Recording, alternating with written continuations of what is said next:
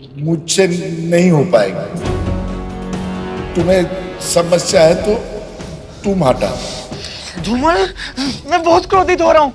क्या इसे डांट लगा? मैं नहीं जाऊंगा। तू जा ना, तेरा स्वर तो मुझसे भी भारी है। एक कार्य करते हैं, दोनों एक साथ डांट लगाते हैं। हमें दास समझ रखा है क्या? राजकुमार है हम, और तुम्हें हमारा आदेश मानना ही पड़ेगा। ध्यान से देखो राजकुमारों, मैं दुर्बल हूँ, अशक्त हूँ, पैर हटाने में असमर्थ हूँ। यदि तुम्हें लग रहा है कि मेरे कारण तुम्हारे घर में नारायण का अपमान हो रहा है, तो तुम ही मेरे पैर उस दिशा में कर दो जहां नारायण नहीं है। अरे अब मत सो। अरे उठो, लगता है अब हमें श्रम करना ही पड़ेगा।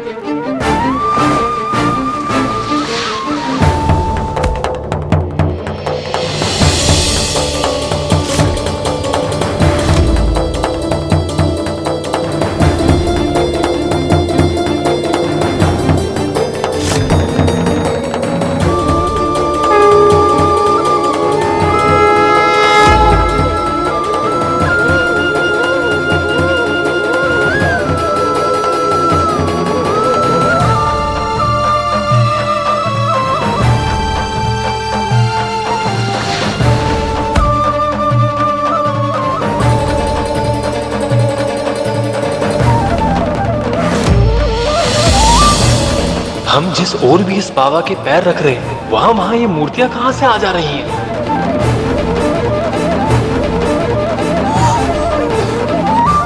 धूमल, अवश्य ये बाबा बहुत ही शक्तिशाली तत्व। भागो।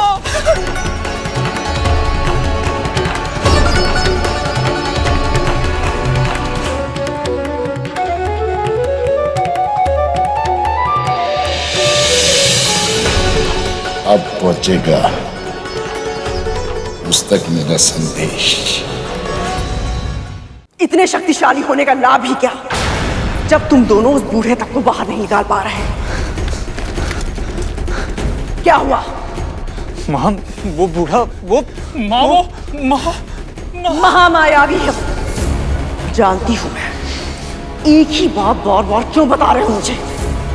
जाओ यहां से। महामायावी नहीं, महान है मां। कहा ना, जाओ।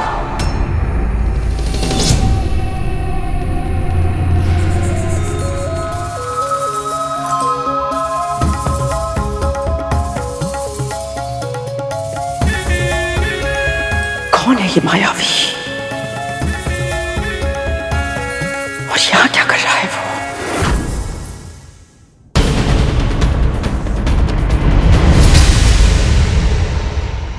प्रभु, ये मायावी नहीं, अवश्य ही कोई दिव्य आत्मा है।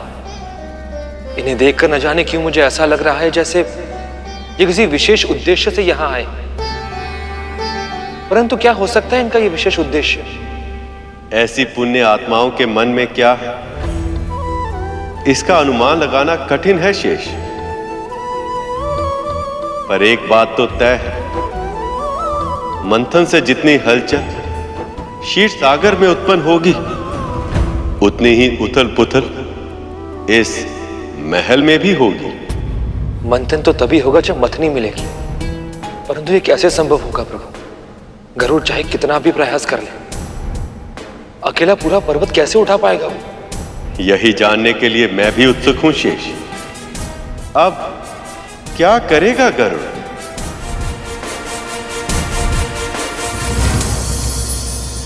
यदि यही आपका आदेश है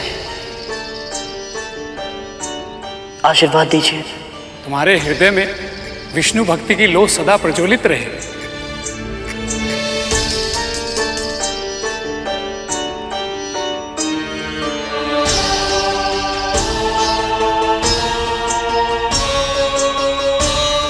अदिति माँ, दीदी माँ, आशीर्वाद दीजिए। जो भी कार्य करने की मन में ठान लो उसमें सदैव सफल हो पुत्र। सफल हो। देवराज इंद्र, असुरराज बलि, आप दोनों मेरे बड़े भाई हैं। इस कार्य को सफल बनाने में आप दोनों का आशीर्वाद अनिवार्य है।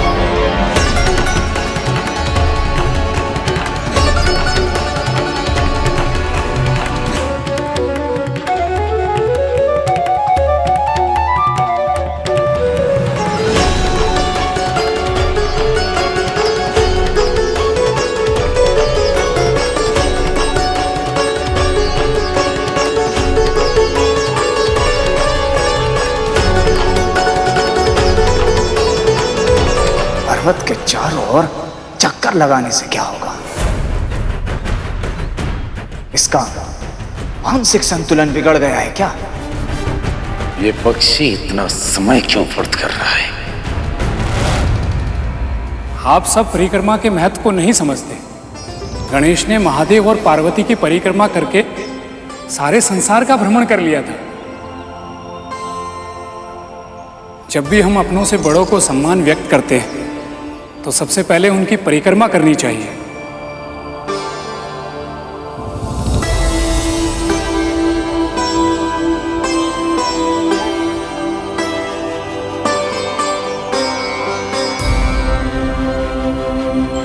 हे पर्वत श्रेष्ठ, मेरा प्रणाम स्वीकार करें। इस संसार की अनेक सभ्यताओं को अपने पालने में झुलाने वाली नदियों के स्वामी हैं आप पर उगने वाले वृक्ष, फल, फूल, वनस्पति आदि जीव जंतुओं का भरण पोषण करती है। मुझ अकिंचन में इतना सामर्थ्य नहीं कि मैं आपकी महानता का वर्णन कर पाऊं। आप पिता स्वरूप हैं और मैं एक साधारण सा पक्षी। परंतु आज धर्म के कार्य के लिए मैं आपको उठाने का प्रयास करूंगा।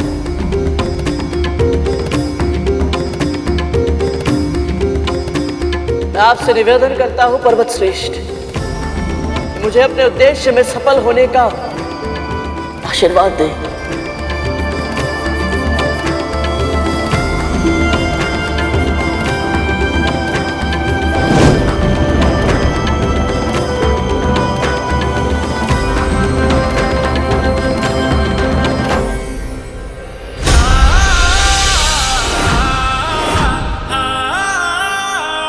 ये कैसी मायावी शक्ति है गरुड़ के पास?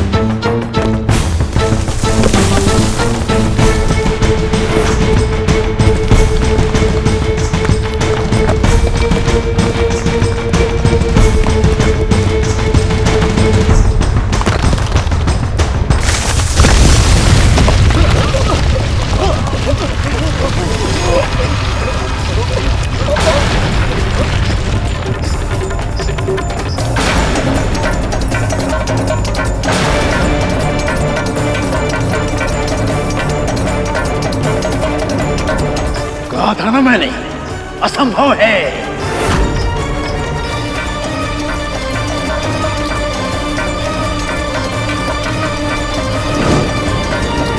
तुमने मुझे उठा लिया पुत्र, परंतु क्षीर सागर तक ले जाने का सामर्थ्य तुम में भी नहीं है।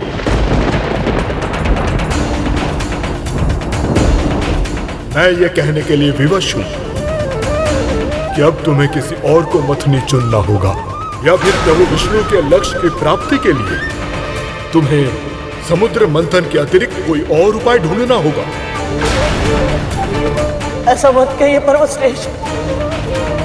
प्रभु विष्णु ने कहा था केवल यही एकमात्र उपाय है और कोई समाधान नहीं, कोई उपाय नहीं है। पहले से ही प्रभु विष्णु और माता लक्ष्मी वियोग का असीम दुख सह रहे, एक दूसरे से दूर है वो। मैं अपने परम पिता और माता को निराश नहीं कर सकता।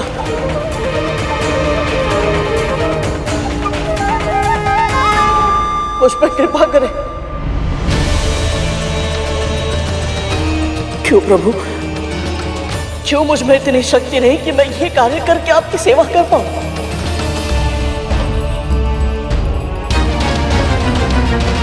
माँ, आप ही कोई मार्ग सुझाइए।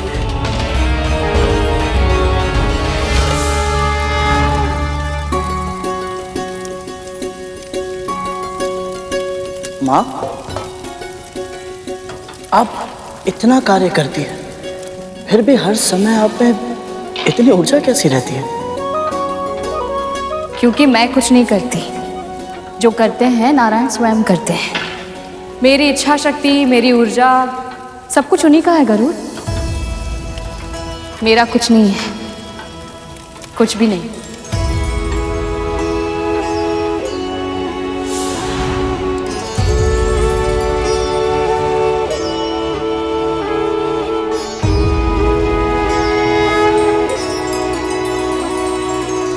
आपने सही कहा था पर्वत श्रेष्ठ कि मुझ में इतना सामर्थ्य नहीं कि मैं आपको उठाकर क्षीर सागर तक ले जा पाऊं, परंतु मुझ में जो नारायण समाये हुए हैं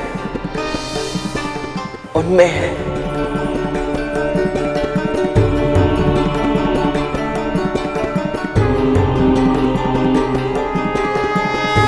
ओम नमो नारायणाय।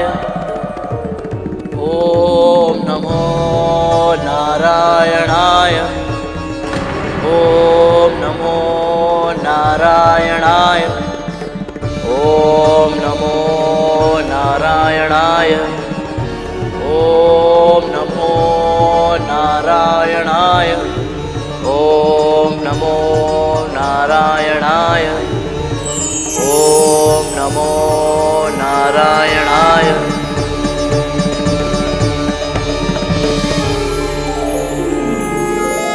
प्रभु, मैं धन्य हुआ प्रभु।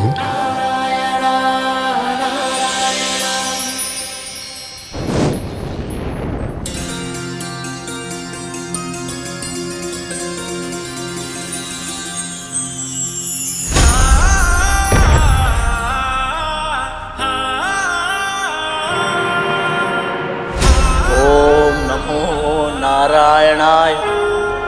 ओम नमो नारायणाय। ओम नमो नारायणाय। ओम नमो नारायणाय।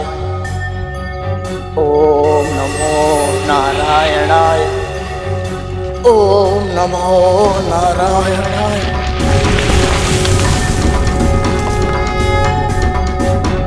ओम नमो नारायणाय। ओम नमो नारायणाय।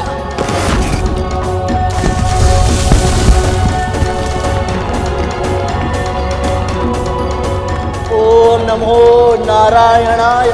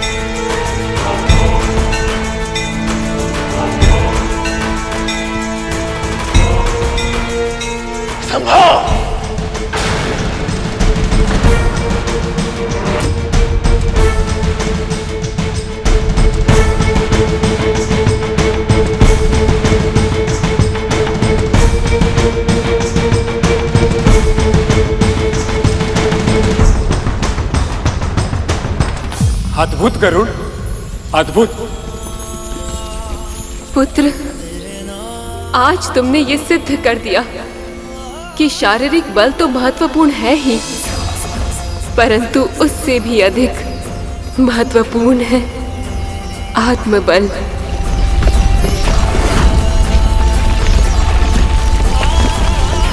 तुमने आज वो कर दिखाया है गरुड़, जिसकी आशा किसी ने नहीं की थी। सत्य है गरुड़, भगवान विष्णु भी तुम्हारे इस कार्य को देखकर अत्यंत प्रसन्न होंगे। मंदराचल जैसे विशाल पर्वत को उठाकर अपनी दृढ़ इच्छा शक्ति का प्रदर्शन किया है तुमने।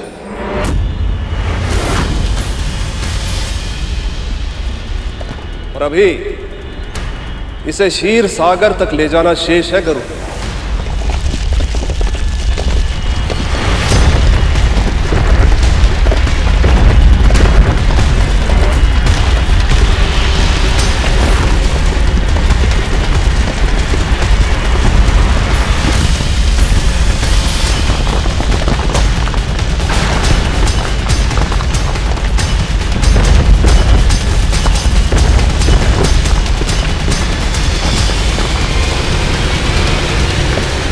इतने विशाल पर्वत को लेकर गरुड़ चल भी नहीं पा रहा है, तो इसे कैसे उड़ाकर ले जाएगा?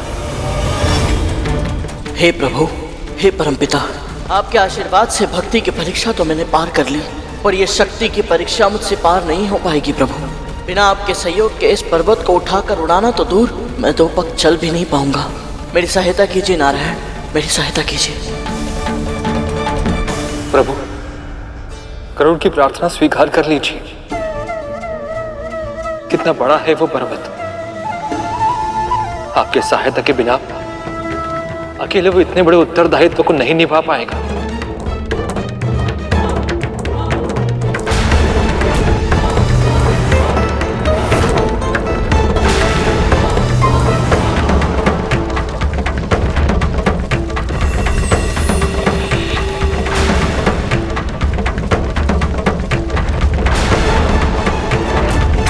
प्रभु की इच्छा से मैंने मंदराचल पर्वत को तो उठा लिया, किंतु इसे क्षीर सागर तक ले जाने में खुद को असमर्थ पा रहा हूं। जो मेरी भक्ति में लीन रहता है वो कभी भी अकेला नहीं होता। ओम नमो नारायणाय।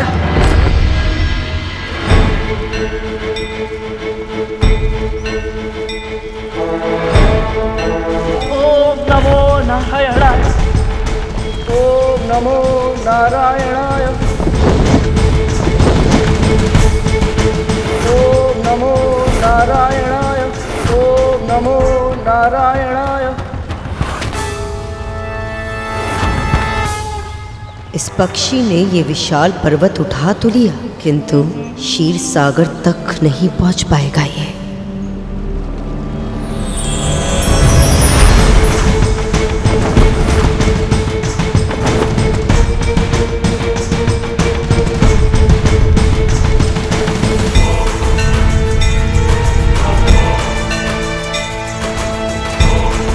ये संभव है? नारायण नारायण, असंभव को संभव कर दिखाया गरुड़ तुमने। तुम धन्य हो गरुड़, तुम धन्य हो। तुम धन्य हो गरुड़, धन्य हो।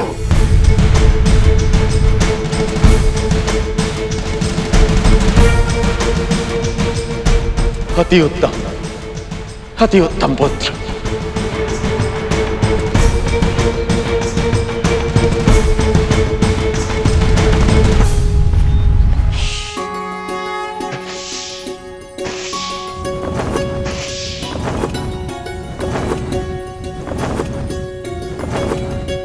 गरुड़,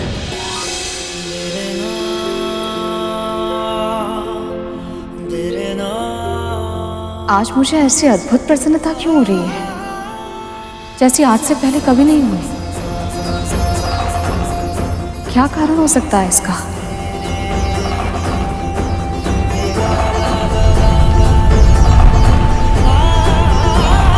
जिस मंदराचल पर्वत को उठाने की कल्पना तक नहीं की जा सकती थी, उस पर्वत को उड़ाकर ले गया ये। लगता है कि बाल खिले ऋषियों का आशीर्वाद फल गया है इसे। सच में एक सहस्त्र इंद्र की शक्ति है इसमें।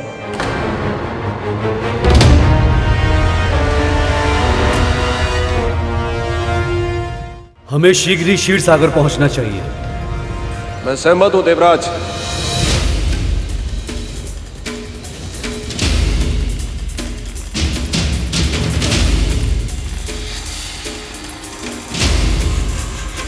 आज सब उस गरुड़ के गीत गा रहे हैं, यहां तक कि इंद्र और असुर सम्राट बलि भी उसकी प्रशंसा करने पर विवश हो गए। कहते हैं सुख बांटने से बढ़ता है और दुख बांटने से कम होता है। आज सबकी दृष्टि में गरुड़ की प्रशंसा देखकर जो दुख हमें हो रहा है वही दुख क्यों ना हम उसके स्वामिनी के साथ भी बांटे तो कैसा रहेगा? वाह, क्या सुझाव दिया है मां। हो सकता है वो इस दास को नियंत्रित करने का कोई मार्ग दिखाए।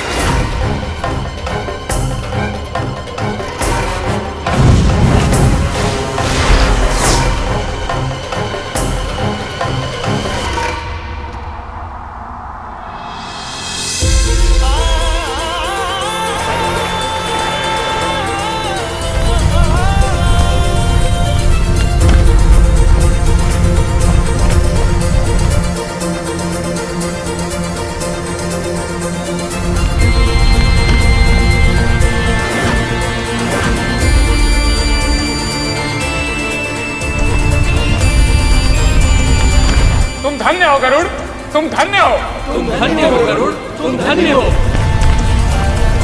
सत्य कह रहे हो तुम? सभी देवदानव, यहां तक कि गुरु बृहस्पति और मुनिवर नारद भी उस गरुड़ की प्रशंसा कर रहे थे, उसका गुणगान कर रहे थे। ऐसा लग रहा था कि पूरे क्षीर सागर में केवल एक ही नाम गूंज रहा है, गरुड़ गरुड़ गरुड़।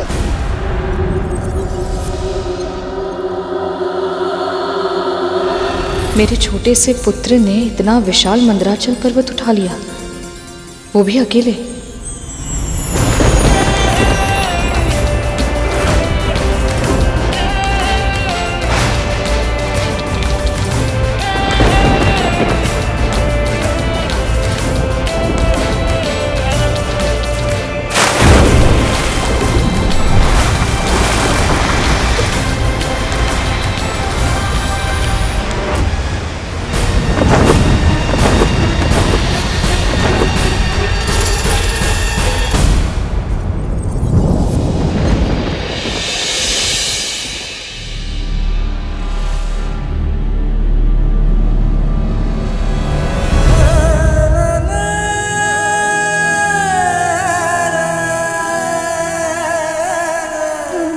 माँ, माँ, माँ, माँ। गरुड़?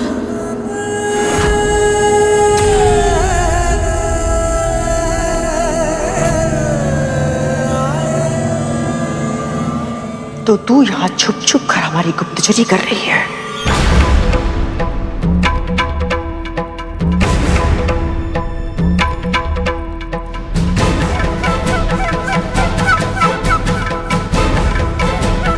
गुप्तचरी?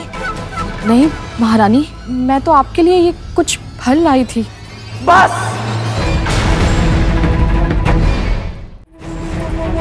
अधिक स्वांग करने की आवश्यकता नहीं है तुझे। पूरा का पूरा परिवार आलसी है। तेरा एक पुत्र विकलांगता का नाटक करके पहले यहां से चला गया, और तुझे मेरा कार्य करना कठिन लगता है, किंतु उस बूढ़े भिखारी का कार्य करने में तुझे आनंद आता है। और तेरा दूसरा पुत्र जो तुझसे भी अधिक कुटिल है, वो मेरे पुत्रों को अपनी पीठ पर बिठाल कर लेकर गया। एक के बाद एक मेरे पुत्र गिरते रहे, उसे पता ही नहीं चला। और आज इतना बड़ा, इतना भयंकर पर्वत उठाकर वो आनंद से उड़ गया। वाह! मैं सत्य कह रहा हूं विमाता कद्रू, जो पर्वत हम सब मिलकर नहीं हिला पाए, उसे गरुड़ ने अकेले ही उठा लिया।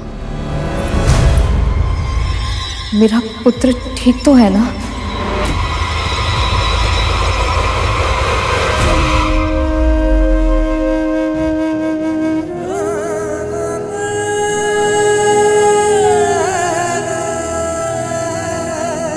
पुत्र, क्या हुआ? तुम ठीक तो हो? पुत्र, आज तुमने बहुत ही बड़ा और महत्वपूर्ण कार्य किया है कि अब तुम्हारी महिमा युगों युगों तक गाई जाएगी।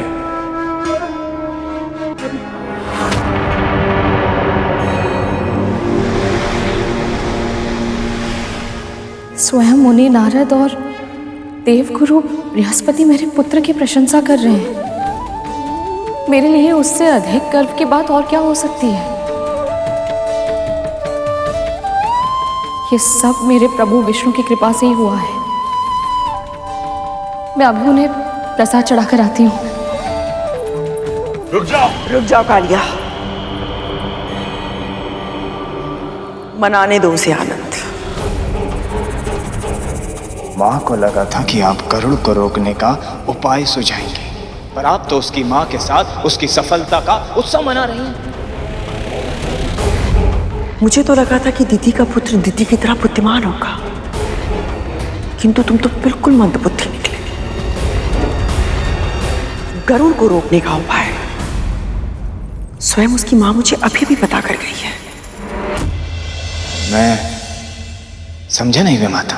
यदि ये सूचना पाकर विंता जैसी विनीत स्त्री भी गर्व से फूले नहीं समा रही है तो सोचो गरुड़ में भी अहंकार आना स्वाभाविक है। और यदि उस गरुड़ में अहंकार आ गया तो उसका भी वैसे ही पतन हो जाएगा जैसे इंद्र और अन्य देवताओं का हुआ।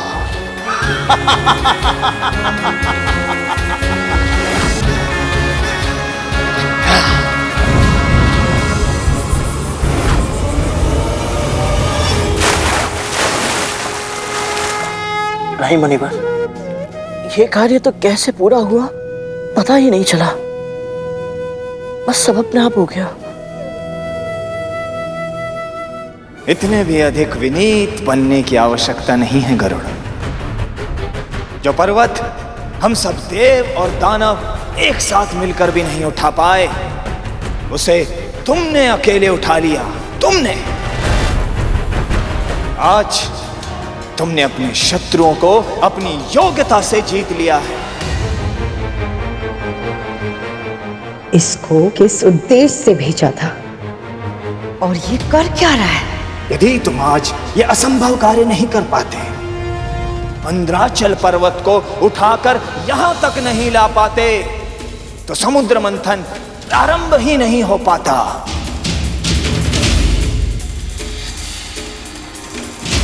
राहु तो गरुड़ को अहंकार की ओर ले जा रहा है। सत्य तो ये है गरुड़ कि इस समुद्र मंथन को संभव बनाया है तुमने, केवल तुमने।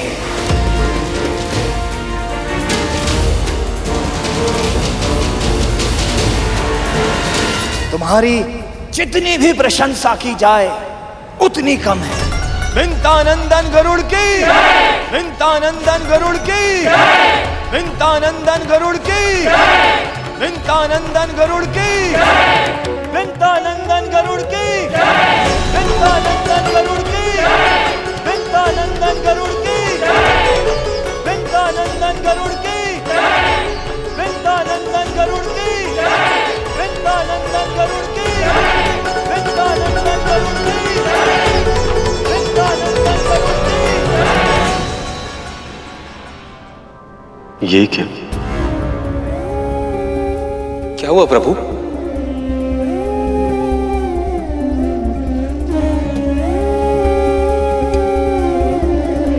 जब पुत्र पहली बार अपने पांव पर चलने का प्रयास करता है तो पिता को पहले से ही पता होता कि वो गिरने वाला है, किंतु तब भी पिता उसे रोकते नहीं, क्योंकि वे चाहते कि बालक गिरकर स्वयं से फिर से खड़ा होना सीखे। किंतु इसका अर्थ ये तो नहीं कि गिरते हुए पुत्र को देखकर पिता को कष्ट नहीं होता। आपके कहने का अर्थ क्या है प्रभु? गरुड़ की मुस्कुराहट देखो शेष। विंतानंदन गरुड़ की जय। जब तक इसके मन में भक्ति थी, ये भावना थी कि जो कुछ भी हो रहा वो पर ब्रह्म के कारण हो रहा, तब तक इसकी आंखों में विनम्रता थी, मुस्कुराहट में मधुरता थी। पर अब देखो, अब इसके मन में अहंकार आ गया है। अहंकार वो गहरा कुआं है शेष, जिससे व्यक्ति यदि शीघ्र ना निकले तो उसका पतन निश्चित है।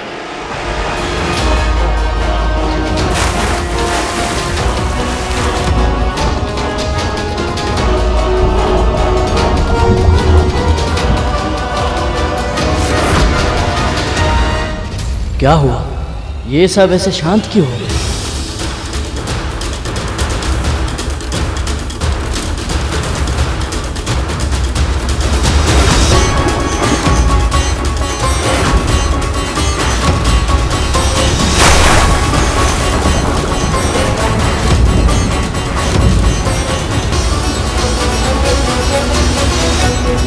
क्या हो गया प्रभु? मद्रांचल पर्वत क्षीर सागर में डूब कैसे गया? कार्य आरंभ होने से पहले ही इतना बड़ा विघ्न क्यों आ गया? विघ्न तो आना ही था शेष, क्योंकि अहंकार में डूबे देव और दानवों से एक बहुत बड़ी भूल हो गई। नारद भी मेरी व्यथा के कारण चिंतित थे, उन्हें भी ध्यान नहीं रहा और अनर्थ हो गया। कैसा अनर्थ प्रभु? ऐसी कौन सी भूल हो गई जिसका किसी को भी ध्यान नहीं रहा? बताइए मुनिवर, हमसे ऐसी कौन सी भूल हो गई? उस भूल को सुधारने के लिए जो आवश्यक होगा मैं करूंगा। किसी भी अनुष्ठान को करने से पहले प्रभु श्री गणेश का ध्यान अवश्य करना चाहिए करूं। उनकी प्रार्थना किए बिना यदि कोई भी कार्य प्रारंभ किया जाए तो विघ्न आना तो निश्चित है।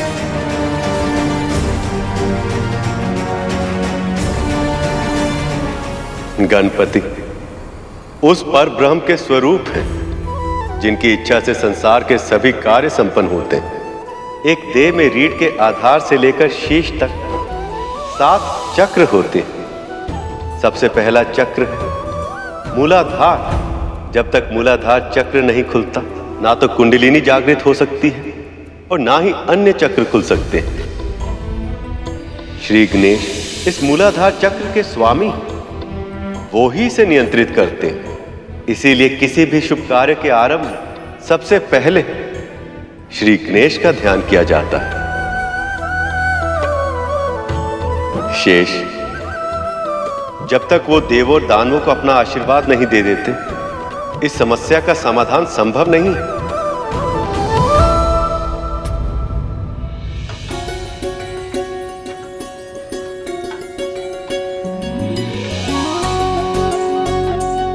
कितनी सौभाग्यवान है ना अदिति दीदी और दीदी दीदी, जो मेरे पुत्र को यह अविश्वसनीय कार्य करते हुए देख पाई।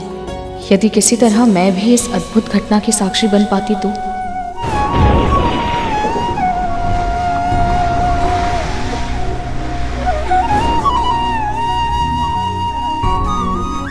हे प्रभु, आपने मुझे इस कार्य के योग्य समझकर यह अवसर देकर मुझे धन्य बना दिया। धन्यवाद प्रभु।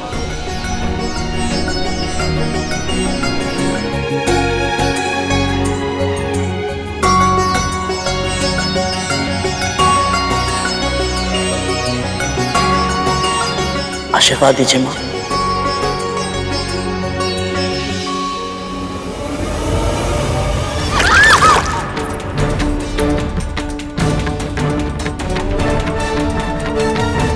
यदि मां को पता चला कि इस भूल के कारण इतना शुभ, इतना आवश्यक अनुष्ठान पूरा नहीं हो पाया, परम पिता और माता लक्ष्मी का मिलन नहीं हो पाया, तो उन्हें कितना कष्ट होगा। वायु, अग्नि, तुम दोनों का साहस भी कैसे हुआ सेनापति वज्रांग से तर्क वितर्क करने का? क्यों? वायु ने क्या असत्य कहा? क्या तुम असुरों के लिए गणपति पूजनीय नहीं है? परंतु उन्हें निमंत्रित करने का उनका पूजा करने का प्रमुख दायित्व तो तुम देवताओं का था, हमारा नहीं, जिसे तुमने नहीं निभाया। शांत हो जाओ।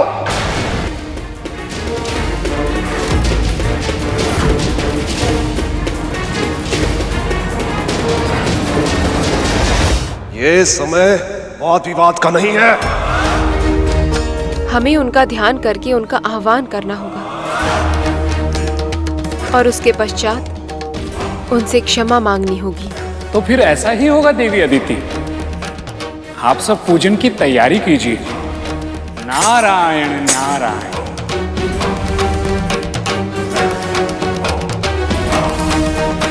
इस पूजा को सफल होना ही होगा। किसी भी मूल्य पर प्रभु गणेश को मनाना ही होगा हमें।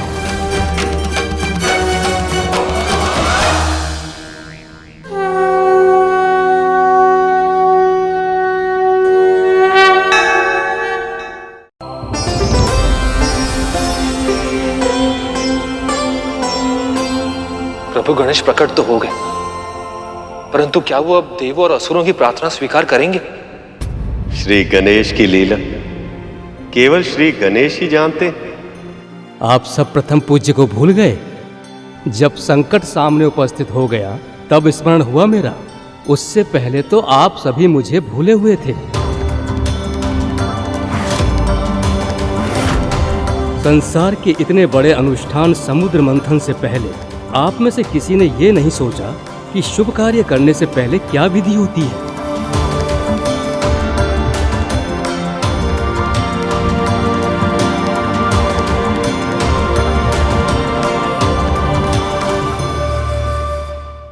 क्षमा कर दीजिए हमें, हमसे बहुत बड़ी भूल हो गई। कार्य आरंभ करने के उत्साह में ना जाने कैसे आपका स्मरण नहीं रहा। उत्साह और कार्य में ऐसे लीन हुए कि धर्म भूल गए। क्षमा कर दीजिए प्रभु, अपने भक्तों पर दया कीजिए। अब भूल हुई है तो दंड भी मिलेगा।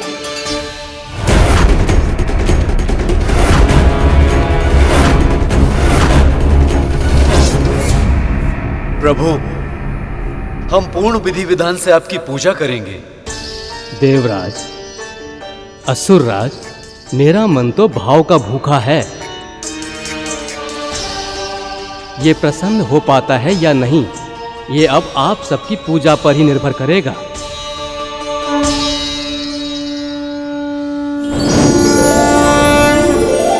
अद्भुत मां, क्या उपाय ढूंढा है आपने? एक और गरुड़ का अहंकार उसको पतन के गर्त में ढकेल देखा, और दूसरी ओर वो बुढ़ा और उसका क्रोध छोटी माँ के जीवन में कष्टों की आंधी ले आएंगे। वाह माँ, आपकी बुद्धिमता पे गर्व है हमें। कभी कभी मुझे तुम दोनों की मूर्खता पर तरस आता है। आप ऐसा क्यों बोल रही हैं माँ? क्षीर सागर के मंथन जैसा अवसर कभी कभी आता है जीवन में। राहु ने मुझे पूरा विवरण तो नहीं बताया, किंतु यदि दानव स्वर्ग का राजपाट होते हुए भी देवताओं के साथ संधि करने के लिए तत्पर है, तो इसका केवल एक ही अर्थ है। निश्चित रूप से मंथन के समय समुद्र से कुछ ऐसा निकलने वाला है जो बहुत महत्वपूर्ण है। उसे पाने के लिए सब होंगे वहां पे, देव भी होंगे, दानव भी होंगे, यहाँ तक कि ये दासी पुत्र गरुड़ भी होगा। पर माँ, शेषनाग भैया तो वही होंगे ना? नारायण के अतिरिक्त उसे कुछ नहीं चाहिए। और अब तो उसकी मित्रता भी हो गई है उस गरुड़ के साथ। तुम दोनों का साथ देने के लिए वो गरुड़ का अहित कभी नहीं करेगा। इसलिए आप उस गरुड़ को रोकने के लिए और मेरे पुत्रों को अधिकार दिलाने के लिए मुझे ही कोई ना कोई उपाय सोचना होगा।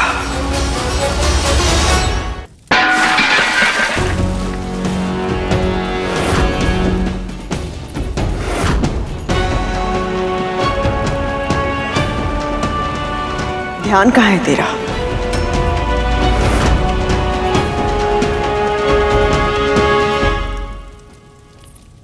मैं तो भूल ही गई थी कि तेरा पूरा ध्यान अपने पुत्र और उस बूढ़े पर होगा। ये तो होना ही था। अब स्वच्छ कर इसे। ऐसे देख क्या रही है?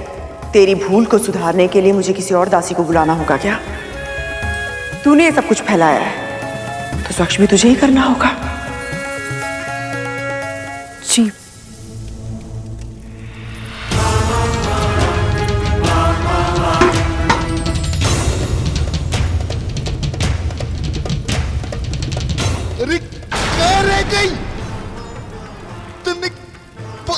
सुन। रुक। कहां जा रही है? तू यहां से तब तक नहीं जाएगी जब तक रसोई घर पहले की तरह स्वच्छ नहीं हो जाता। कदम भी मत हिलाना यहां से। पहले मेरा कार्य होगा, उसके बाद जिसकी जितनी सेवा करनी है कर लेना जाके।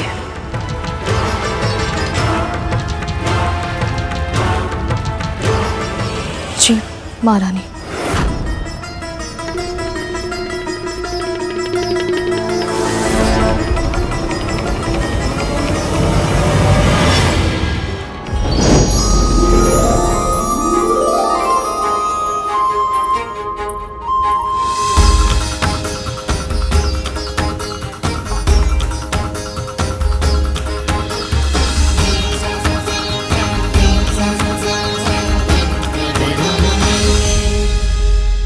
प्रभु गणेश को सभी कुछ ना कुछ दे रहे हैं, पर मैं क्या अर्पित करूं? मेरे पास तो कुछ भी नहीं है।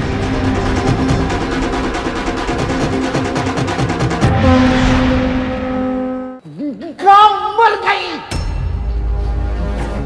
इससे अच्छा तो मुझे जंगल में ही छोड़ देती मरने के लिए। गांव मर गई थी। भूख और प्यास से मैं कितना व्याकुल हो रहा हूं, लेकिन मुझ पर तेरा ध्यान ही नहीं है। क्षमा कीजिएगा बाबा, थोड़ी देर हो गई मुझे। आप लीजिए प्रसाद ग्रहण कीजिए। तेरा प्रसाद तू खा, मुझे तो कुछ और। मैं प्रसाद का अनादर नहीं होने दूंगी बाबा। खाइए इसे। तू मुझे आदेश देगी? एक वृद्ध और रोगी को विवश करेगी?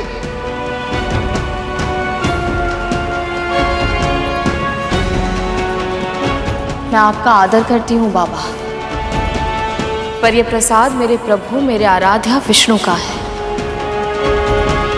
और वो मेरे लिए सबसे बड़े सबसे महान है। इसलिए इस प्रसाद को तो आपको ग्रहण करना ही पड़ेगा। मेरी कुटिया में मेरे प्रभु के प्रसाद का अनादर नहीं होगा बाबा, और आप इस प्रसाद की महिमा को नहीं जानते। हो सकता है इसे खाने के बाद आपका रोग ठीक हो जाए। न मुझे तेरे प्रभु पे विश्वास है, न उसके प्रसाद पे। आपको विश्वास करने की आवश्यकता नहीं है बाबा, मेरा विश्वास ही हम दोनों के लिए पर्याप्त है। एक बार इसे खाइए तो सही, शीघ्र ही आपके कष्ट। देख, मेरे हाथों को देख, मेरे गांव में से पल टपक रहा है। मुझे प्रसाद की नहीं, औषधि की आवश्यकता है। कौन सी औषधि बाबा? मुझे बताइए, मैं ले आती हूँ। तो जा, कटुपर्णी के फूल और पत्ते लेकर आ, उन्हें पीसकर लेप बनाना होगा। जा। जी। और जल्दी आना, वही मत मर जाना। जा।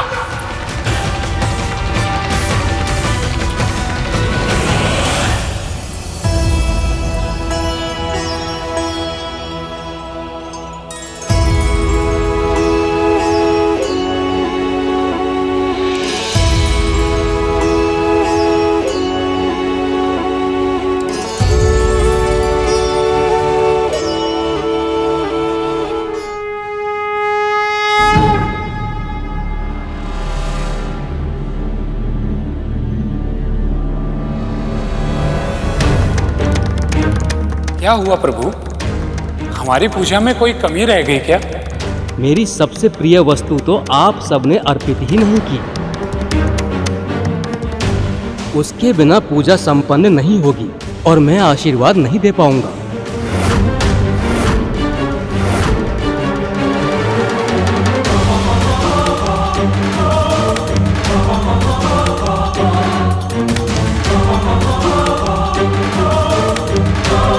ऐसी कौन सी वस्तु हो सकती है जो प्रभु गणेश को इतनी प्रिय है और फिर भी इन्हें अभी तक अर्पित नहीं की गई?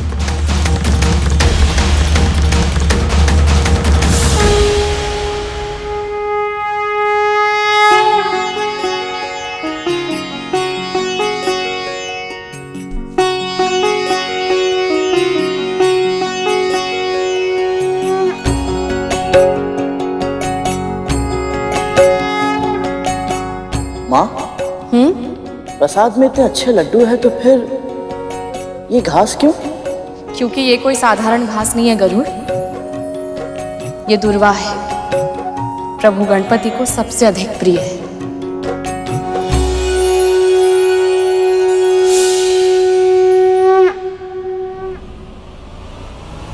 मैं समझ गया कि ऐसी कौन सी वस्तु है जो अब तक हमने प्रभु गणेश को अर्पित नहीं की।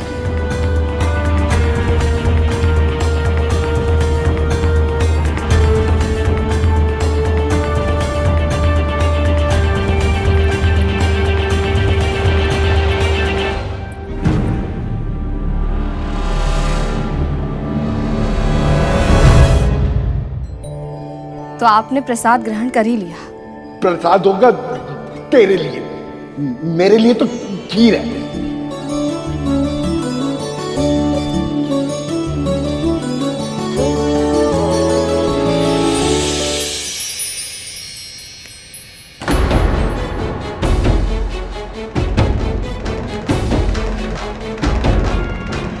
जल्दी जल्दी ले बना।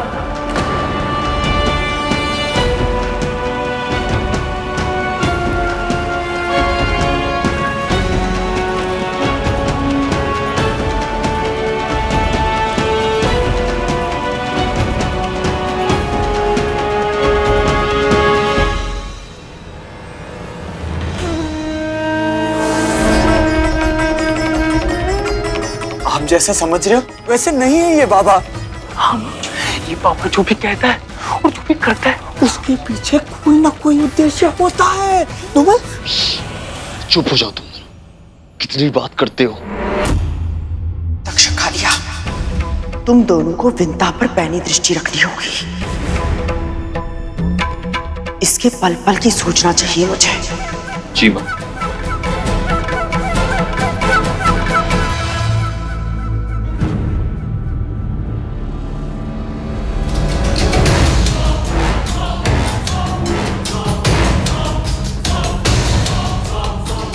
लगता है अहंकार ने अपना कार्य करना आरंभ कर दिया है। इसे क्या लगता है माँ, जो गणेश इतनी सारी वस्तुओं से प्रसन्न नहीं हुए वो इस साधारण सी घास से प्रसन्न हो जाए?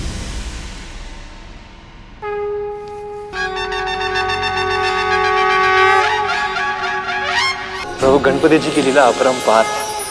तरह तरह की वस्तुएं उन्हें प्रसाद में चढ़ाई गई, पर वे उनसे प्रसन्न नहीं हुए और साधारण दुर्वा से प्रसन्न हो गए। भगवान सदैव साधारण वस्तु से ही प्रसन्न होते हैं शेष, क्योंकि उनके लिए वस्तु से अधिक मूल्य उसे अर्पित करने वालों की भावनाओं का होता। ऋषि मुनियों ने यह ज्ञान सामान्य जनमानस के हित के लिए दिया, ताकि किसी को यह भ्रम ना हो कि भगवान को प्रसन्न करने के लिए अधिक धन धान्य की आवश्यकता होती है। मैं कंदली के एक फल से भाव विभोर हो जाता हूं। लक्ष्मी पुष्प पाके खिल उठती हैं। महादेव शिव बेल पत्र से आनंद पा जाते हैं। देवी पार्वती केवल सिंदूर से प्रसन्न हो जाती हैं। उसी प्रकार गणपति के हृदय में स्थान पाने के लिए केवल दुर्वा घास ही पर्याप्त है। अद्भुत प्रभु, भगवान की भक्ति पर केवल धनवानों का ही पहरा ना हो, निर्धन भी बिना किसी भेदभाव के अपने आराध्य से आशीर्वाद पा सके। इसका कितना सुंदर प्रबंध किया है ऋषि मुनियों ने। इनके ज्ञान को और भगवान की साध्यता को कोटि कोटि प्रणाम। पूजा संपन्न हुई, मेरा मन प्रसन्न हुआ। अब बताइए क्या इच्छा है आप सबकी? प्रभु, आप तो सब कुछ जानते हैं। कितने कष्टों के बाद क्षीर सागर को मथने के लिए मथनी यहां तक आ पाई थी, पर पता नहीं कैसे वो मथनी समुद्र में डूब गई। प्रभु, बस यही आशीष चाहिए आपसे। मथनी को ऊपर लाना कैसे संभव होगा ये बता दीजिए प्रभु, ताकि मंथन शीघ्र आरंभ हो सके। क्षीर सागर का मंथन विचारों के मंथन की तरह होता है। जैसे विचारों को मथने के लिए पहले मस्तिष्क को स्थिर करने की आवश्यकता होती है, वैसे ही क्षीर सागर को मथने के लिए पहले इस मथनी को स्थिर करना होगा।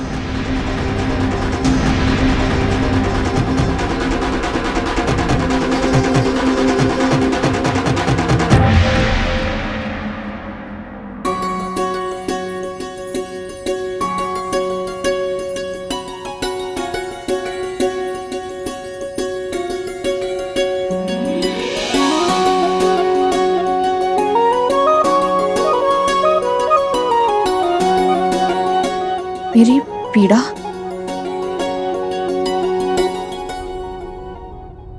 अद्भुत बाबा,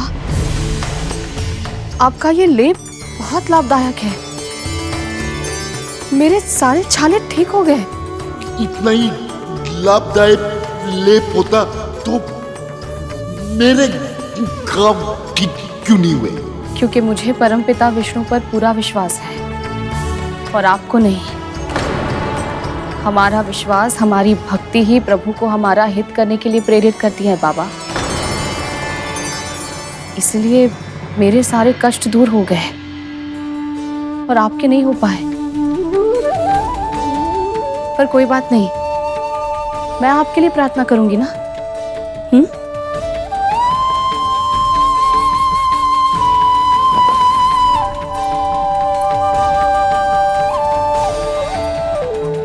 कितनी भोली हो तुम विंता, ये भी नहीं जानती कि तुम्हारे कष्टों को दूर करने वाला मैं ही हूं। ये तो गुरु दत्तात्रेय है ना प्रभु? तो तुमने भी पहचान ही लिया शेष। हाँ, ये गुरु दत्तात्रेय ही 12 सहस्त्र वर्षों तक इन्होंने घनघोर तपस्या करके अभूतपूर्व सिद्धियां प्राप्त की हैं। तब तो इनके दर्शन करके मैं धन्य हो गया। परंतु ये विंता मां के यहां क्यों आए हैं? और बात बात पर इन्हें ऐसे प्रताड़ित क्यों कर रहे हैं? जिसे तुम प्रताड़ना कह रहे हो शेष, ये जीवन की चुनौतियां हैं। सिद्ध गुरु समय समय पर साधारण जनों को ये चुनौतियां देते हैं ताकि उनकी भक्ति की परीक्षा हो सके और कष्टों की अग्नि सहकर उनकी भक्ति और भी दृढ़ हो सके। मुझे पूर्ण विश्वास है शेष, यदि देवी विंता इस परीक्षा में सफल हुई तो गुरु दत्तात्रेय के आशीर्वाद से न केवल उनके जीवन के कष्ट समाप्त होंगे, बल्कि उनके दोनों पुत्रों अरुण और गरुड़ के जीवन में भी सुख की वर्षा होगी। प्रभु, आपकी कृपा से विंता मां को इनका आशीर्वाद प्राप्त होना आरंभ हो गया है। फिर कैसे प्रभु? तुम मथनी तो ले आए गरुड़, पर यह भूल गए कि इस मथनी के नीचे भी कुछ होना चाहिए जो स्थिर हो, ठोस हो, जो इसका भार भी सह ले और इससे घूमने में सहायता भी कर पाए। प्रभु, ऐसी वस्तु कहाँ मिलेगी जो इसे स्थिर रखते हुए भी घूमने में सहायता कर पाए? आप मुझे बताइए, मैं इसी क्षण जाऊंगा और उस वस्तु को यहाँ ले आऊंगा। जब मैं पूरा मंदराचल पर्वत ला सकता हूँ तो मैं मथनी के लिए डोर भी लाऊंगा।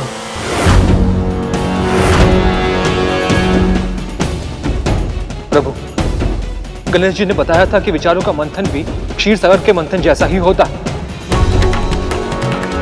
फिर भी ये इतना विचार नहीं कर पा रहे हैं कि इनके अहंकार से मंदराचल पर्वत तो क्या, ये अपने अस्तित्व को भी नहीं उभरने देंगे। और सबसे दुखद तो यह है प्रभु कि अहंकार के चक्रव्यूह में गरुड़ भी डूबता जा रहा है। ये अनर्थ हो रहा है प्रभु, अपनी कृपा दृष्टि कीजिए इन पर।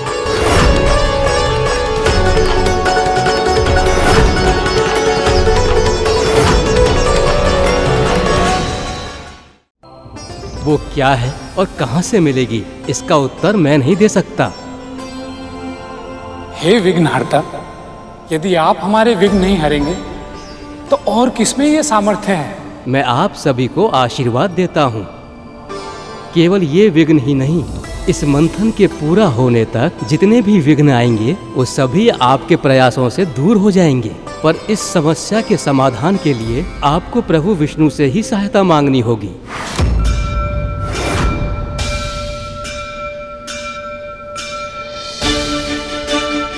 आप सबका कल्याण हो।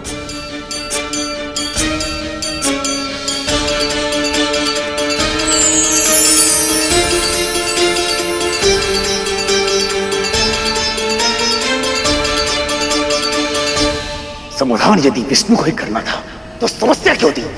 तुम तो ऐसे कह रहे हो बजरंग जैसे उन्होंने ये जानबूझकर किया है। जितनी शीघ्रता तुम अमृत पाने की है उससे कहीं अधिक आतुरता प्रभु विष्णु को माता लक्ष्मी से मिलने की है। गरुड़ सही कह रहा है बजरंग। इस समय तर्क वितर्क में उलझने के स्थान पर हमें प्रभु विष्णु का ध्यान करना चाहिए। हम असुरों के आराध्य महादेव शिव शंकर है और ये सब जानते हैं। सत्य तो ये है असुरराज कि ये पक्षपात आप असुर लोग करते हैं। हमारे लिए तो महादेव भी उतने ही वंदनीय हैं जितने की प्रभु विष्णु। शिवाय विष्णु रूपाय शिव रूपाय विष्णवे शिवस्त हृदयम विष्णु विष्णोश्च हृदयम शिव। शिव और विष्णु स्वयं एक दूसरे के लिए वंदनीय हैं। तो फिर विलंब किस बात का? हम सभी मिलकर प्रभु विष्णु का ध्यान करते हैं।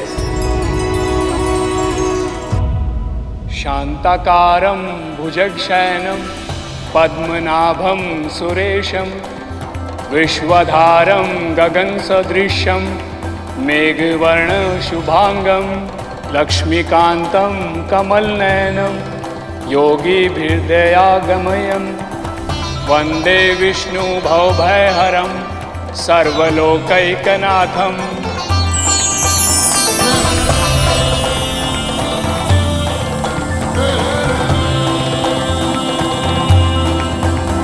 ब्रह्मदेव का प्रणाम स्वीकार करें नारायण। प्रणाम स्वीकार करें नारायण।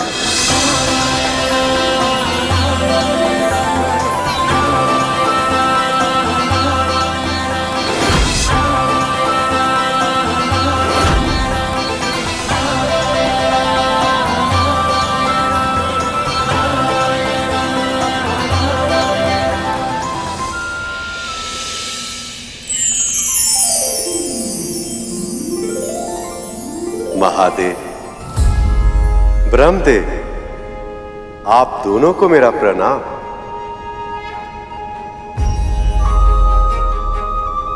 हे नारायण, संसार के हित के लिए, सृष्टि की रक्षा के लिए और प्राणियों के कल्याण के लिए आप अगला अवतार धारण करें प्रभु।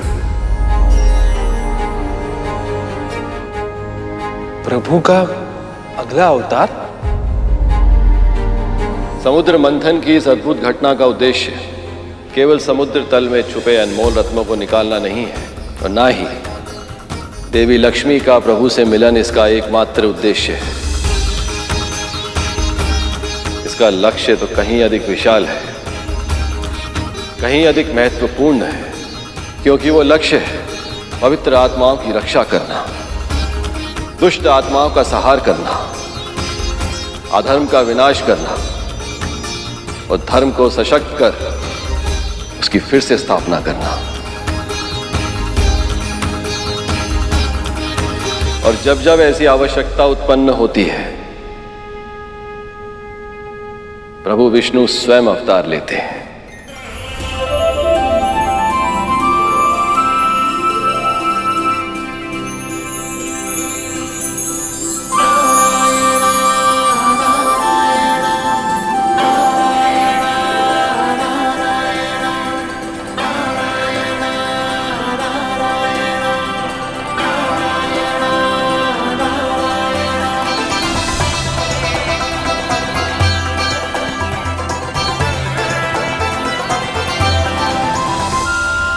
पर मेरा कोई भी अवतार ब्रह्मदेव और महादेव के साथ के बिना संभव ही नहीं। त्रिदेवों के संगम से ही एक ऐसे अवतार का सृजन संभव हो पाता जो कठिन से कठिन परिस्थितियों को संभालने के योग्य हो।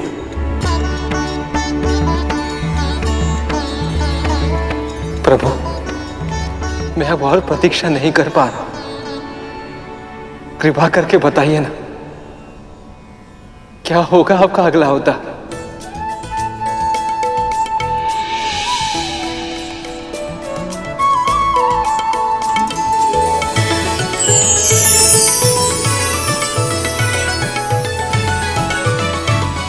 ये है मेरा नया अवतार कच्छप, जो मंदराचल पर्वत का आधार बनेगा।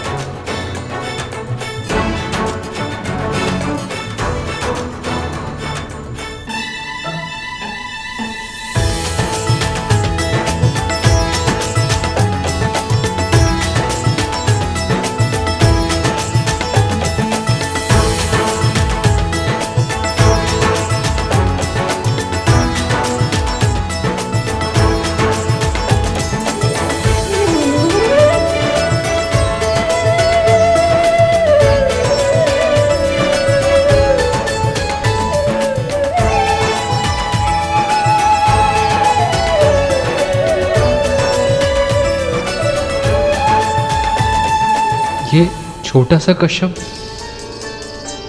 इतने बड़े मंदरांचल पर्वत को स्थिर रखने में सहायता कैसे कर पाएगा प्रभु?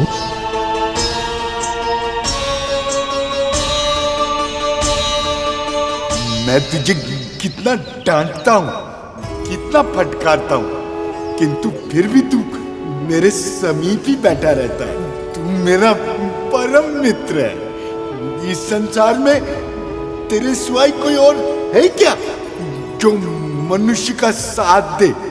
वेद। क्या कहा तूने?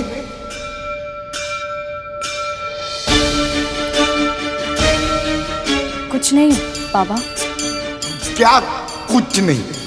मुझसे शब्द निकला तो कुछ सोच के ही निकला ना। फिर से बोल जो बोला।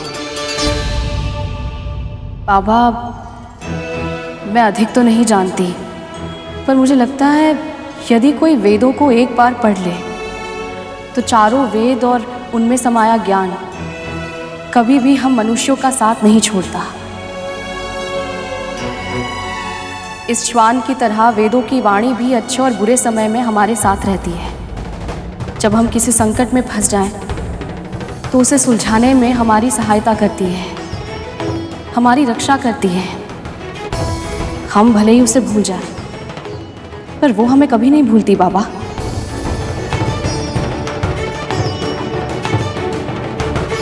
मन का स्वर बनकर सदैव हमारे साथ चलती है।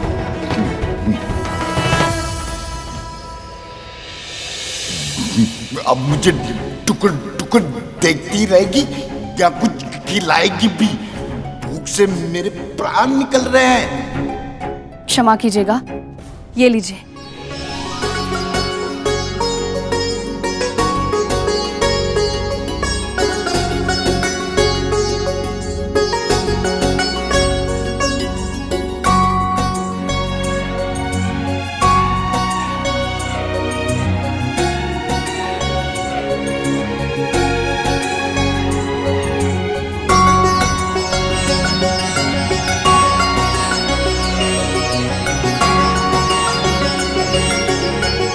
बाबा,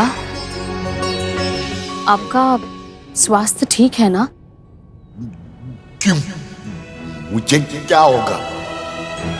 आज आपने ना कोई तर्क वितर्क किया, ना मेरी बात को काटा, ना मुझे डांटा, और ये फल और दूध भी बिना क्रोधित हुए स्वीकार कर लिए और उसे खा भी लिए। जब ऋतुएं बदलती रहती है, सागर में जवार बाटा और प्रकृति में दिन रात नित्य नियम से बदलते रहते हैं, तो मैं एक समान कैसे रह सकता हूं? वैसे भी आज मुझे बड़ा सुखद आभास हो रहा है। मुझे भी बाबा ऐसा लग रहा है केवल ये कुटिया ही नहीं, पूरा वातावरण किसी दिव्य शुभ ऊर्जा से भर गया है। सारे संकट समाप्त होने वाले हैं, हर दुख दूर होने वाला है।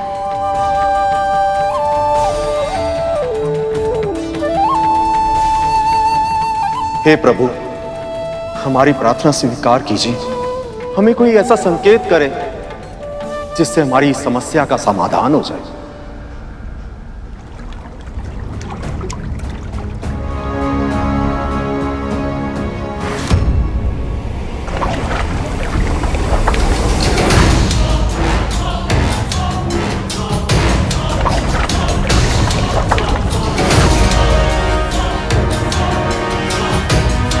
लीजिए देवगुरु, आपके प्रभु ने आपकी पुकार सुन ली, भेज दी सहायता। ये सहायता भेजी है या उपहास किया है?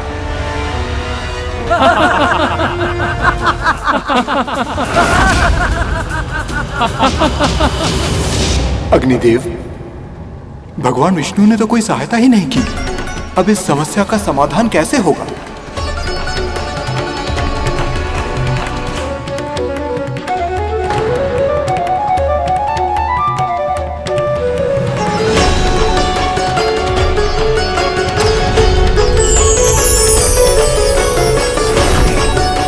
गुरुदेव, हमने सहायता मांगी और प्रभु स्वयं आ गए।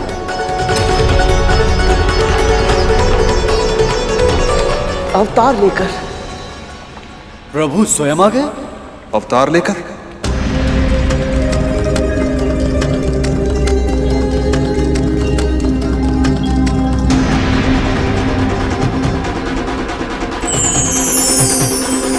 गरुड़ सत्य कह रहा है, ये कोई साधारण कच्छप नहीं है, स्वयं प्रभु नारायण के अवतार हैं।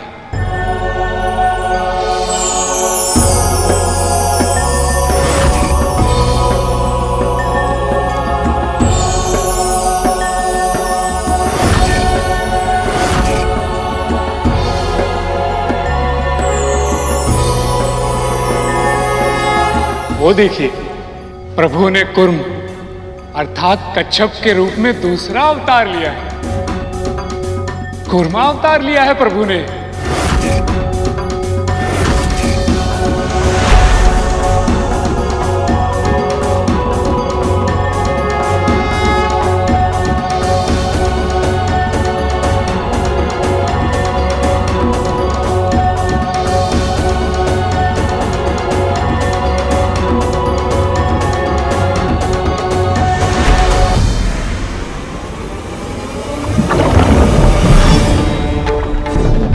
कच्छप कहां चला गया?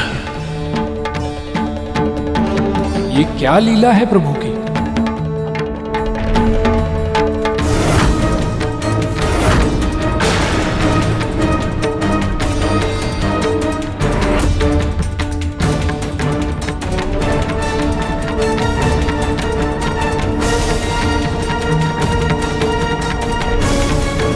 अब ये मंथन कैसे संपन्न होगा?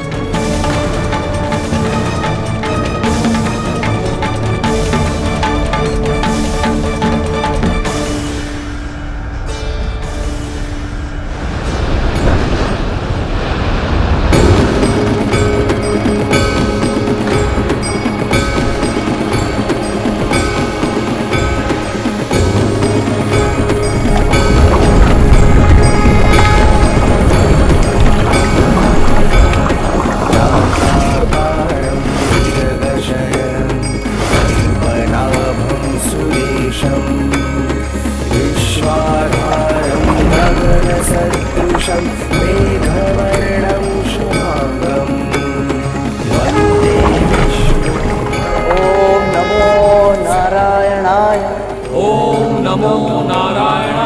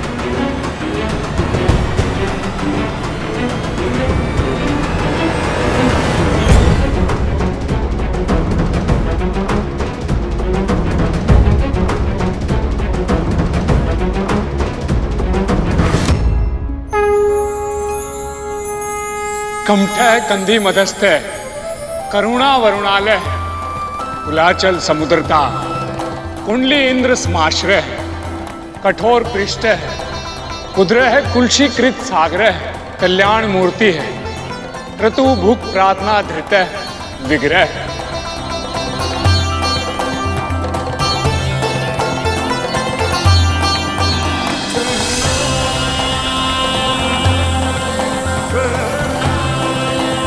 हे प्रभु, आपने कुर्मा अवतार में प्रकट होकर मंदराचल पर्वत को तो स्थिर कर दिया, परंतु मां ने बताया था कि आपके प्रत्येक अवतार का आध्यात्मिक अर्थ होता है। हम सभी को और समझाकर कृपा कीजिए।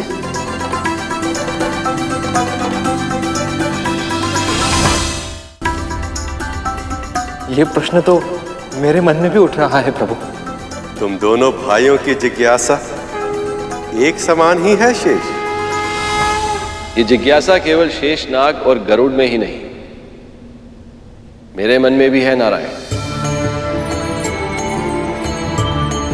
और नारद तो इस बात से व्याकुल हो रहे हैं कि उनसे पहले ये प्रश्न किसने पूछ लिया।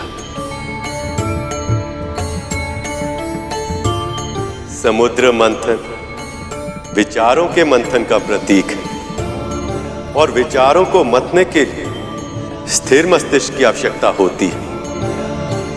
ये कूर्म अर्थात कछुआ स्थिरता का प्रतीक है। जब कभी इसके आसपास के वातावरण अशांति छाती तो ये अपने आवरण के भीतर चला जाता है। उसी प्रकार जब परिस्थितियां प्रतिकूल हो तो हम सभी को अपने भीतर झांकना चाहिए,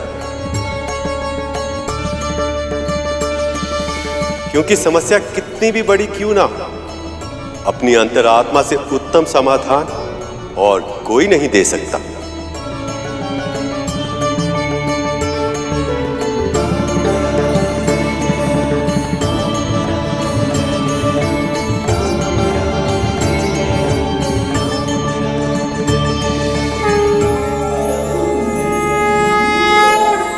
आपके दर्शन करके मन सदैव की तरह प्रसन्नता से भर उठता है प्रभु। हे नारायण, अब हमें जाना होगा, आज्ञा दीजिए। ब्रह्मदेव, महादेव, आप दोनों तो जानते ही हैं, आप दोनों की सहायता के बिना क्षीर सागर का मंथन करना संभव ही नहीं है। आप निश्चिंत रहे नारायण। ये मंथन आपकी इच्छा से ही हुआ है प्रभु, और आपकी इच्छा पूर्ण करने में योगदान देना हम सबका सौभाग्य है। आगे जब भी आवश्यकता होगी हम सहायता अवश्य करेंगे। आज्ञा दें। शांताकारं भुजंगशयनं पद्मनाभं सुरेशं विश्वाधारं गगनसदृशं मेघवर्णं प्रभु, शुभांगं। मेरे मन में एक प्रश्न उमड़ रहा है। उस प्रश्न की जिज्ञासा से केवल तुम ही पीड़ित नहीं हो शेष, तुम्हारे भाई गरुड़ के मन में भी वही प्रश्न है। प्रभु विष्णु के कूर्म अवतार के कारण मंदराचल पर्वत तो स्थिर हो गया, परंतु इसे मथने के लिए वो डोरी कहां से आएगी जो इतने विशाल पर्वत को अपनी धुरी पर घुमा सके।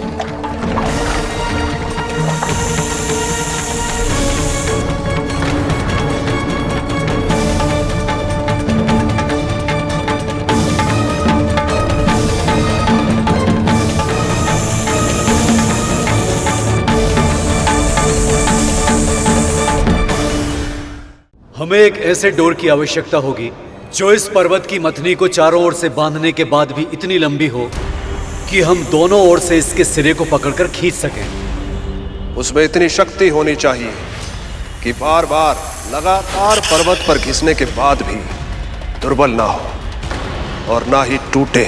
आप दोनों ने बाहरी और शारीरिक गुण के बारे में तो बता दिया, पर जिसकी सबसे अत्यधिक आवश्यकता है उसका हृदय से पूर्ण रूप से शुद्ध होना, अन्यथा वो प्रभु के इस विराट रूप के सामने जा नहीं सकता। परंतु ऐसा कौन हो सकता है मुनिवर? पूरी सृष्टि में केवल एक ही प्राणी है जो इन सब गुणों से युक्त है, जो इस मथनी की डोर बनने के योग्य है।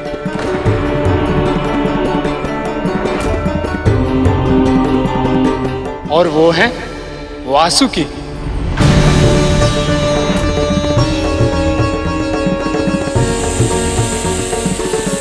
वासुकी मेरा भाई? नारद ने बिल्कुल सही कहा है शेष। इस कार्य के लिए वासुकी से अच्छी डोरी और कोई हो ही नहीं सकती। तुम्हें तो तुम्हारी तपस्या का फल मिल गया, इसलिए आज मैं और तुम एक साथ हैं। पर वासुकी आज भी अपने आराध्य के दर्शन की, उनके सामीप्य की प्रतीक्षा कर रहा है।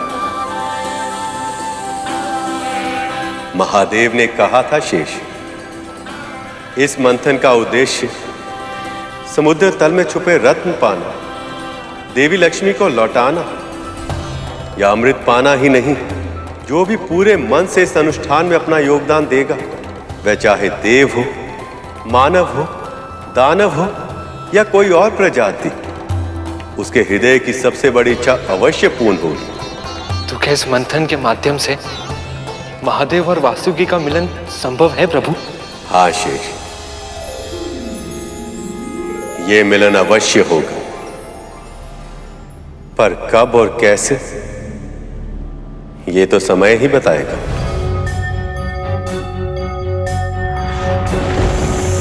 तुम वासुकी कहलाओगे पुत्र।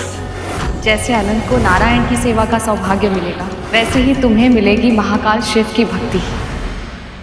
कितना समय बीत चुका है अपने भाई को देखे हुए, मिले हुए, किंतु आज उसका नाम सुनकर ऐसा लगा जैसे कल की ही बात है, जब हम दोनों भाई घर त्याग करके निकले थे ताकि अपने अपने आराध्य की साधना और सेवा कर सके। जो संबंध हृदय से जुड़े होते हैं, उनकी यही विशेषता होती है। वो समय और स्थान की बेड़ियों से मुक्त होते हैं। जब दूर होते हैं तो ऐसा लगता कि कितना समय बीत गया, सब कुछ बदल गया हो। और जैसे ही निकट आते तो ये आभास होता कि कुछ संबंध कभी नहीं बदलते।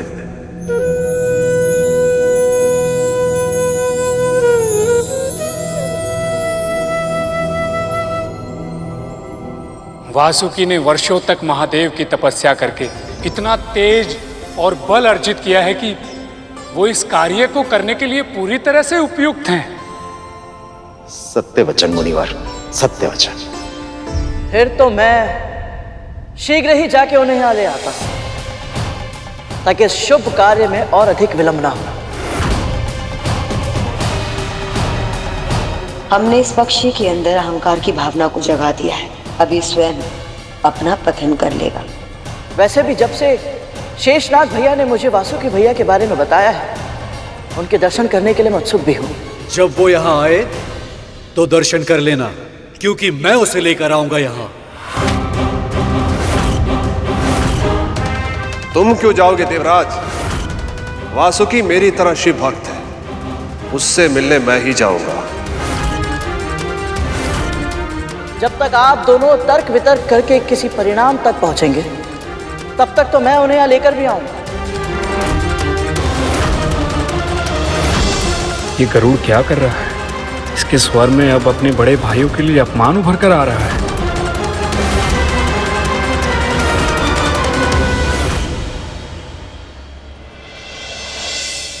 प्रभु, गरुड़ ने मदरांचल पर्वत क्या उठा लिया? इसका तो स्वर, भाव भंगिमा, हाव भाव सब कुछ ही बदल गया। किसी समस्या के समाधान को ढूंढने के लिए पहल करना अच्छी बात है, परंतु उसका प्रदर्शन करना अनुचित है। सत्य कह रहे हो शेष, पर गरुड़ को तो इस बात का आभास तक नहीं हो रहा कि अब उसके मुख से आत्मविश्वास नहीं, अहंकार बोल रहा है। अब तो बस यही आशा है प्रभु कि कोई शीघ्र इसे इसकी भूल समझा दे। ये कार्य इतना भी आसान नहीं है गरुड़। जो पूरा का पूरा पर्वत उठा सकता है, उसके लिए एक नाग को उठा कर लाना कौन सा कठिन कार्य है मुनिवर? नहीं राम, कहीं ये वासुकी को गिरा ना दे, जैसे इसने अन्य नागों को गिरा दिया था। ऐसा फिर कभी नहीं होगा दीदी माँ। मुनिवर, मेरा विश्वास कीजिए, मैं ये कार्य कर सकता हूं, वो भी किसी और से कहीं अधिक शीघ्र।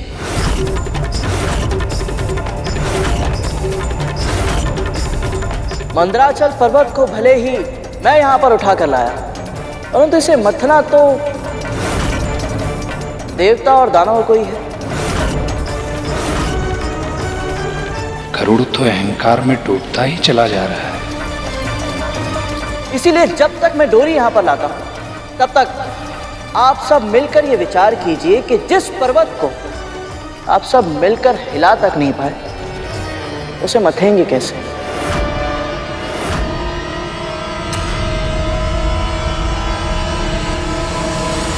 प्रभु, ये गरुड़ अपने भाइयों के साथ कैसा व्यवहार कर रहा है? क्या ये अपने मां के दिए हुए संस्कारों को भूल गया है? गरुड़ संस्कार भूल गया है, ऐसा कहना अतिशयोक्ति होगी शेष। पर हां, शिष्टाचार अवश्य भूल गया है। ऐसा लग रहा है कि अहंकार ने गरुड़ के मन मस्तिष्क को अपने नियंत्रण में कर लिया।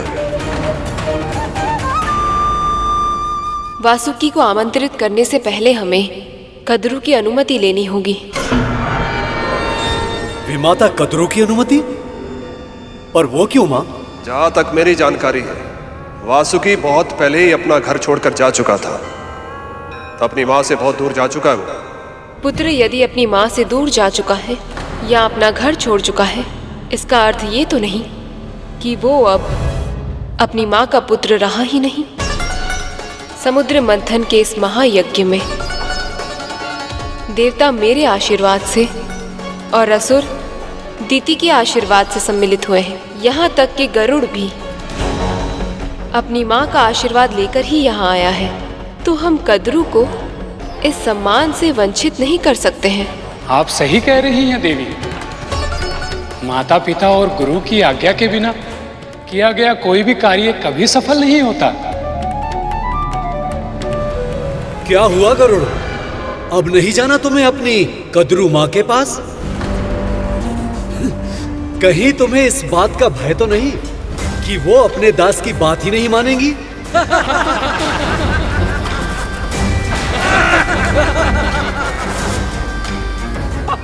नहीं देवराज, मैं अवश्य जाऊंगा।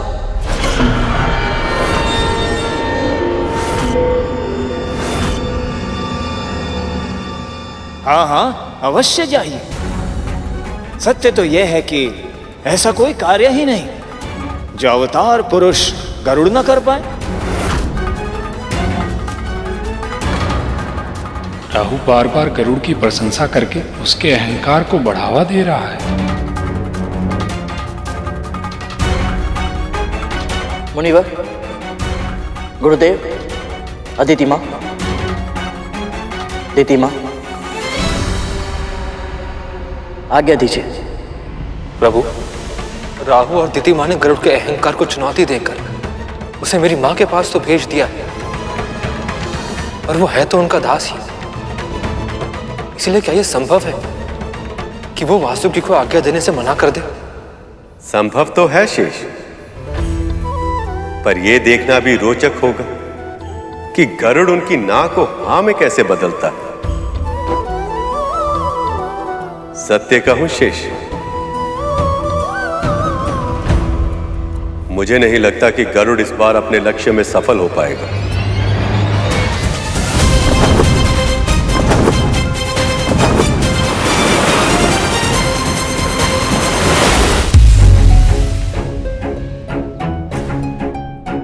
कमल, हाँ तब तू, क्या तू भी वही सोच रहा है जो मैं सोच रहा हूँ? हाँ तब तू, जब से ये बाबा यहाँ आया है तब से तो पूरे महल का वातावरण ही बदल गया। हाँ हाँ, मैं भी यही सोच रहा हूँ। जब से अपनी आंखों से मैंने चमत्कार देखा है ना, मेरे मन में तो पूरे विचार आने ही बंद हो गए। हाँ, जब मैं माँ को, कालिया भी और तक्षक भैया को विंता माँ और गरुड़ के विरुद्ध कुछ भी कहते सुनता हूँ, मेरे कानों से तो धुआं ही निकल जाता है। अरे मायावी बाबा है कौन?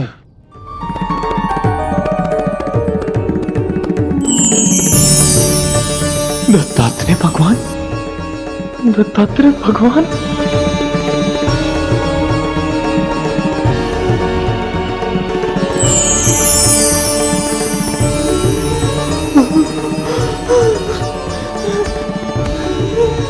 प्रणाम बाबा।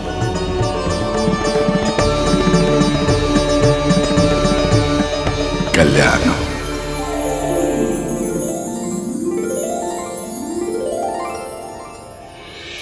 ये वास्तविकता है या कल्पना है? जो तुमने देखा वो तुम्हारी कल्पना हो सकती है, किंतु उससे वास्तविकता तो नहीं बदलती। और बाबा, आपने हम पापियों को दर्शन। चलो, तुम दोनों ने स्वीकार तो किया कि तुम दोनों पापी हो। अपने कर्मों को स्वीकार करना ही प्रायश्चित की ओर पहला पग है। तुम दोनों केवल अपने इस जन्म के कर्म देख रहे हो, किंतु मैं तो तुम दोनों के बीते हुए जन्मों का और आने वाले जन्मों का लेखा जोखा देखकर ही दर्शन दे रहा हूं। पर बाबा, अब इस कुटिया में प्रसन्न हूं, बहुत प्रसन्न। तुम दोनों को मेरे सुख की चिंता करने की कोई आवश्यकता नहीं है, किंतु एक बात का स्मरण रहे, मैं कौन हूं ये सत्य न तो तुम्हारी माता जी को और ना ही विंता को पता चलना चाहिए। मैं जिस उद्देश्य से यहां आया हूं, जब तक वो उद्देश्य पूरा ना हो जाए तब तक ये सत्य तुम दोनों को छुपा कर रखना होगा। जो आज्ञा बाबा। कल्याण हो।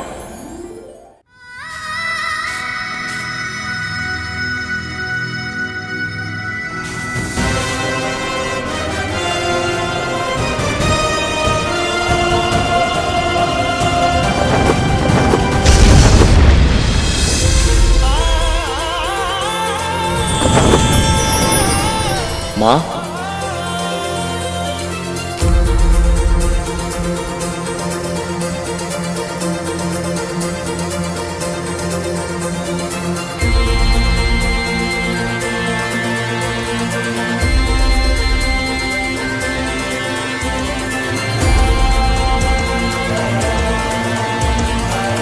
गरुड़,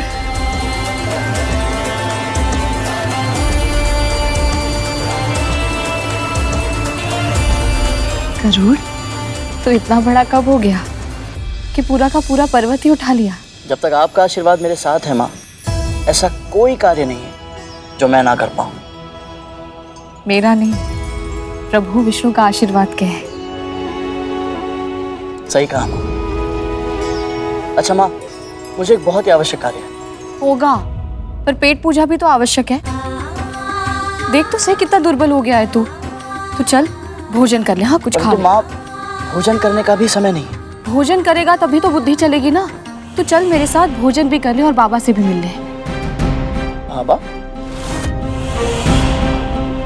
गरुड़, तू जिस दिन गया था ना, उसी दिन वन में मुझे एक वृद्ध बाबा मिले थे। दयनीय स्थिति में थे, तन रोग से त्रस्त था, ना भोजन का आसरा था, ना 2 घूंट जल का। इसलिए मैं उन्हें अपने साथ ले आई। फिर तो मुझे इन बाबा से अवश्य ही। दासी! माँ रुकिए, मैं चाहता हूँ। वैसे भी महारानी से मुझे बहुत ही आवश्यक कार्य है। बाबा से बाद में मिल लूंगा। तुझे कद्रू दीदी से क्या कार्य है? ये सब बताने का समय नहीं है माँ, और वहाँ मेरी प्रतीक्षा हो रही होगी। और ये कार्य करके मुझे उन सबको सिद्ध करना है कि मैं कुछ भी कर सकता हूं। चलता हूं।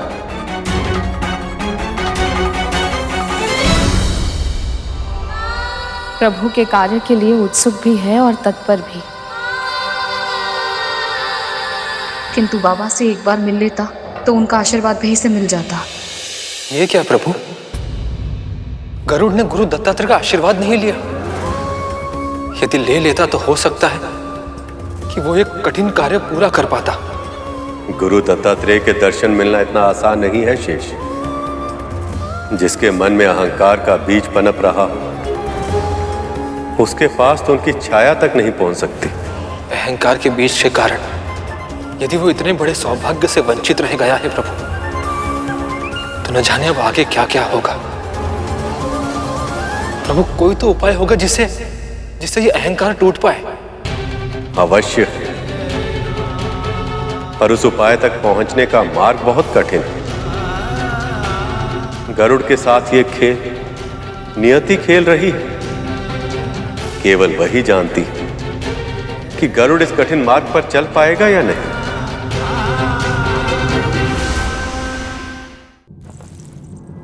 महारानी, प्रभु के कुर्मा अवतार के कारण मथनी तो स्थिर हो गई, परंतु मथनी को घुमाने के लिए एक डोर की आवश्यकता है। और सभी को यही लगता है कि इस कार्य के लिए वासुकी भैया से अधिक उपयुक्त और कोई नहीं है। वही क्यों? ये कार्य तो मैं भी कर सकता हूं। और मैं भी। इन्हें कैसे बताऊं कि ये दोनों इतने शुभ कार्य के लिए योग्य नहीं है। क्षमा चाहता हूं, परंतु मथनी की डोर बनने के लिए जब तब व्रत से अर्जित की गई शक्तियां भी आवश्यक है और मन से शुद्ध होना भी अनिवार्य है। अनुशासन के बंधन के लिए मेरे पुत्र ही क्यों? ये सारे नियम उस समय कहा थे जब स्वयं नारद मुनि ने तुम्हें मदरांचल पर्वत उठाने की आज्ञा दे दी थी। वो सब तो मैं नहीं जानता महारानी, परंतु इस समय केवल इतना ही जानता हूं कि प्रभु विष्णु और माता लक्ष्मी के मिलन के लिए समुद्र मंथन बहुत ही आवश्यक है। और यह तभी आरंभ हो सकता है यदि आपने वासुकी भैया को मथनी की डोर बनने के लिए आज्ञा दे दी तो। यदि इस मंथन का फल केवल प्रभु और देवी लक्ष्मी का मिलन होता तो ये कार्य करने के लिए देवता उत्साहित रहते, किंतु असुर कभी नहीं। अवश्य ही किसी लाभ का लोभ उन्हें वहां खींच रहा है। क्या है वह?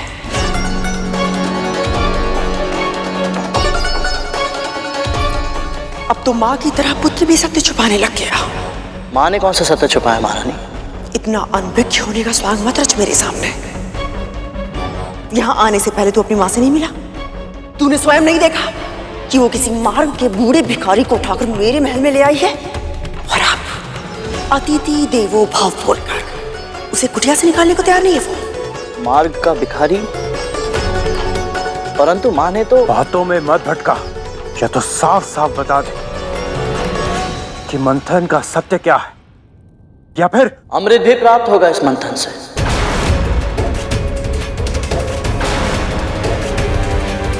समुद्र मंथन में एक ऐसी वस्तु भी उत्पन्न होगी जिसकी शक्ति संजीवनी विद्या से भी अधिक होगी। ऐसी कौन सी वस्तु है ये? अमृत।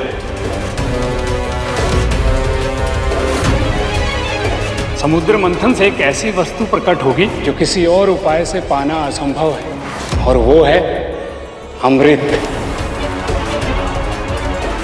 तो इसलिए देवता और असुर मिलकर मंथन करना चाहते हैं ताकि अमर हो सके, और मेरे पुत्र इस अवसर से क्यों वंचित रह जाए? इस अमृत पर केवल मेरे पुत्रों का अधिकार है जिसे मैं प्राप्त करके रहूंगी।